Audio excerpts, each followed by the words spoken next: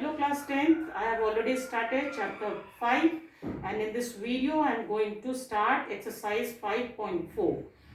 In this exercise you have to find out the nature of the roots. In question number 1, find the discriminant of the following equations and hence find the nature of the roots. So first of all, whatever the equation, quadratic equation is there, you have to compare it with the equation ax square plus bx plus c equals to 0. If we compare this equation with the given equation, then here a equals to 3, b equals to minus 5 and c equals to minus 2. To find the discriminant, the formula is d equals to b square minus 4ac. So we'll find out the value here. Discriminant is equals to b square. B is minus 5. So minus 5 square minus 4 into a. A is 3 and c is minus 2. So minus 5 square is 25 with plus sign, and this minus will be plus. 4th is a 12, 12 2 is a 24, and this is equal to 49. So we have done the first part of the question, that is to find the discriminant. The discriminant is equals to 49. Now we have to find out the nature of the root. For that, if you should know that if the discriminant or b square minus 4ac is greater than 0, then the roots are real and distinct.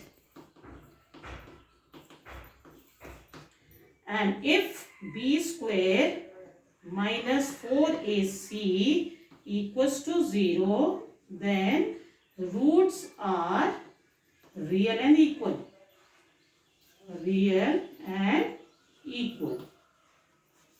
And if b square minus 4ac is less than 0, means if negative value comes, then roots are unreal.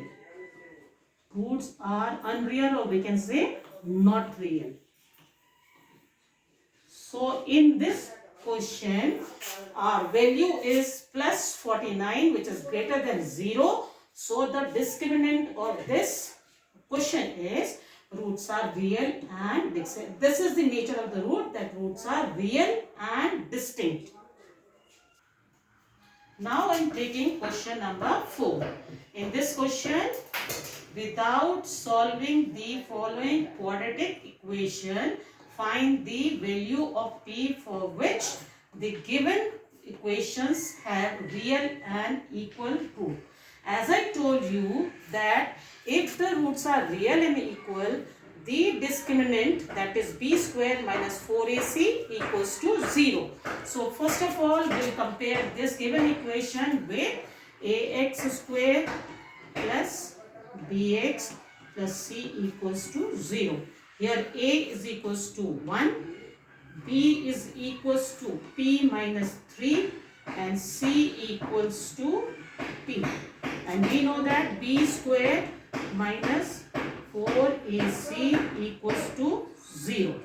So b square means p minus 3 square minus 4 into a is 1, c is p equals to 0. So if we open the bracket, we get p square minus 6p plus 9 minus 4p equals to 0. So p square minus 10p plus 9 equals to 0. So this is again become a quadratic equation. So we can solve it by any method, like we can split the middle term. The last number is 9. To split 9 to get 10 is minus 9 and minus 1. So this will be equal to p square minus 9p minus p plus 9 equals to 0. In first two term p is common. So p minus 9 minus 1 is nothing, this one we take 1, p minus 9 equals to 0. P minus 9 is common in both. P minus 9 into P minus 1 equals to 0. So here either P minus 9 equals to 0, P minus 9 equals to 0, or P minus 1 equals to 0. If P minus 9 equals to 0, then P equals to 9. And if P minus 1 equals to 0, then P equals to 1. So there are two values of P, that is 9 and 1 in this question. Now I am starting next exercise, that is 5.5 exercise, and in this exercise we have to solve the problems on quadratic equation. So if the problem is given, how to solve them? So on page number 76 the method to solve these questions are given. So you have to go through these points. I am reading the points in front of you first. Due to the wide variety of applied problems, there is no single solving techniques that works in all cases. However, the following general suggestions should prove helpful. The first one is, read the statement of the problem carefully and determine what quantity must be found. So what you have to do is, first you have to read the questions carefully. Then represent the unknown quantity by a variable like a, b, c or x, y, z. Then the third point is, determine which expressions are equal and write an equation or equations, and then solve the resulting equation. The equation will be quadratic, so you have to solve the quadratic equation as you are solving earlier. So I am taking first question of exercise 5.5, and the question is, find two consecutive natural numbers such that the sum of their square is 61. So what we'll do, we'll take the number as, let the two consecutive natural numbers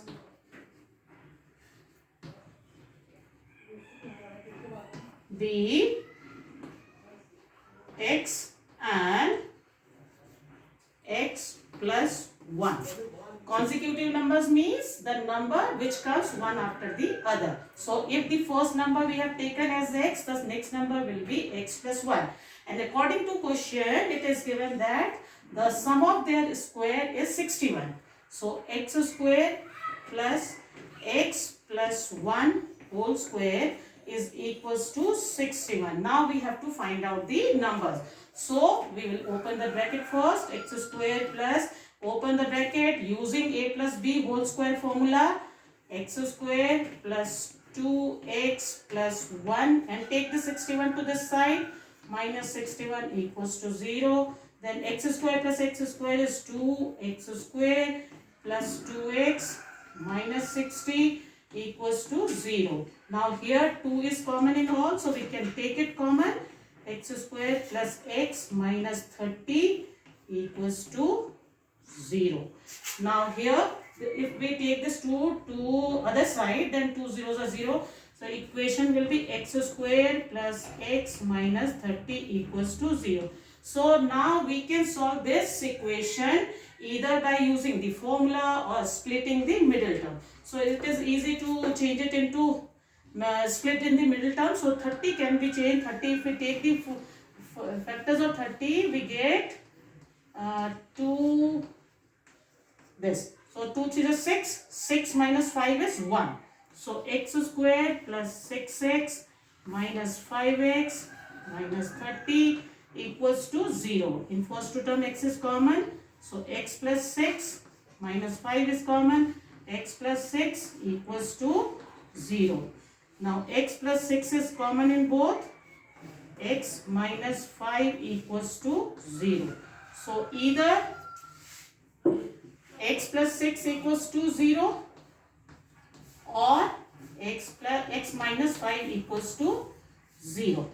If x plus 6 equals to 0, then x equals to minus 6, which cannot be accepted because we have to take natural numbers, and natural numbers are positive numbers. So if x minus 5 equals to 0, then x equals to 5. So the first number will be 5, and our answer will be, the first number will be 5, and the second number will be 5 plus 1, which is equals to 6. So the two numbers are 5 and two natural numbers are 5 and 6, whose sum of square is equals to 61. Now I am taking question number 4. 5 times a certain whole number is equal to 3 less than twice the square of the number. Find the number. So here in question number 4, we'll take, let the number be x.